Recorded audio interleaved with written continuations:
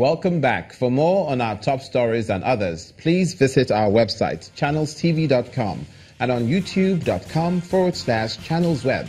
Log on to m.channelstv.com to watch us on your mobile device, or download the Channels TV app for Android, iOS, and Windows devices from their respective stores. The Channels TV and Channels 24 app will give you access to news and updates. You'd also have access to the Eyewitness feature, with which you can share those pictures, videos, or news of happenings around you. Just install the app, then tap and swipe to reveal the menu and follow the instructions. Over 200 Cameroonian refugees seeking refuge in Cross River State have trained on new methods of preserving food and improving their nutritional value. Their training is being facilitated by the Center for Food Technology and Research, the Benue State University. The refugees were taken through 5 days of theoretical and practical training in Obanliku local government area of Cross River State. Amana in Obanliku local government area of Cross River State is one of the settlements to over 2,000 refugees seeking safety in the state following their displacement from their country as a result of the ongoing crisis.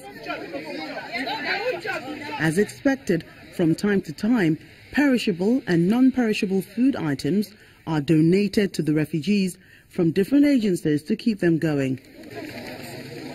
The need for safe handling of these goods to avoid contamination and wastage is the reason why these visitors from the Center for Food Technology and Research, Benue State University, are here. The refugees are taken through short courses on how to preserve grains and perishable food through the use of sacks rather than chemicals, which poses serious health risks. We have rice, we have wheat, we have maize, we have beans, we have soybeans. But this soybean is unique. We have got reports of reoccurring open defecation and unhealthy sanitary conditions around here. So we now felt that it is necessary to come and train them so that even though the food they have is not much and they have very unhealthy conditions to prepare it, so they need to have training so that they will prepare this food in a healthy way and they will consume it so that they will not cause any harm. 200 of the refugees will be trained for the first phase and will be issued certificates that qualify them to set up their own restaurants. SEFTA is a World Bank project that has a focus on control of post-harvest losses across the West and Central Africa. Now we are organizing, as one of the activities, we are organizing short courses to train food handlers in the best way to handle food so that it is safe for human consumption. Here are some happy beneficiaries. I am thanking them on behalf of this community and you, the refugees, that if this food is given to us, prepare it deliciously, saying what they have taught us here to avoid contamination of disease.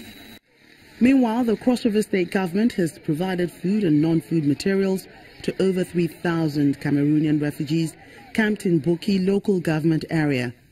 He gave us biscuits, he gave us food items to share with all of them. He has told us to tell them that he loves them. Cross River State in South Nigeria is home to over 20,000 Cameroonian refugees spread across different communities. Not too far away, in River State, Governor Nyesom Wike says his administration is taking on major road projects to open up communities that had been previously cut off from development. According to him, good access roads are basic to the economy of a community and a state, in addition to opening up investment environments. The governor's explanation follows criticism in some quarters of his massive interest in road construction. Our correspondent, Emmanuel Ereye, reports. Glaring underdevelopment in most of the communities in Omuma local government area of River State. Lack of good access roads compounds the already difficult conditions in the mostly agrarian communities. And the traditional rulers can tell the story better. the leader celebration in anticipation of the commencement of the reconstruction of a major access road. You can see the crowd. All our movement is here to welcome him. Above all, we are happy and we are proud to associate ourselves with him. On arrival, Governor Nyesom Wike is besieged by the people and their leaders. Your Excellency, during the last election, we delivered PDP 2015. They said they were not satisfied. They wanted rerun, and we defeated them. They said they wanted rerun. We also defeated them. They said they wanted after rerun. We also defeated them. The governor first explains the importance of the road to the communities. By the time we finish this road, you find out that 7 communities will benefit from this road construction. And then delves into the matter of INEC and the 2019 election. This is an opportunity for INEC to really say, yes, Nigeria is a big brother Africa. We cannot just be a big brother Africa by going to smaller African countries to know how they are conducting election. Those small countries in Africa that were their big brother should come here and learn how to conduct election. So I think that this is the right time for INEC to say, look, we've not got it right before. This time, Nigerians will assure you we are going to get it right. When completed, the 16.2-kilometer road is expected to open up the rural communities. Emmanuel Irei, Channels Television News. As part of measures to reduce unemployment across the country, the federal government has begun several empowerment programs to train and equip youth with the needed skills to make entrepreneurs and employers of labor. A representative of the Minister for Sports, Solomon Dalong, while speaking at the closing ceremony of the National Youth Empowerment Program in Osun State, said at least 462 young persons have benefited from such empowerment programs across the country. The Nigerian Bureau of Statistics has put the unemployment rate at over 15%, a statistic the federal government has promised to reduce in 2018 by introducing various youth empowerment programs. About 111 youths have been selected from various southwestern states to participate in the National Youth Development, Skill Acquisition and Entrepreneurship course in Odeomu, Osun State.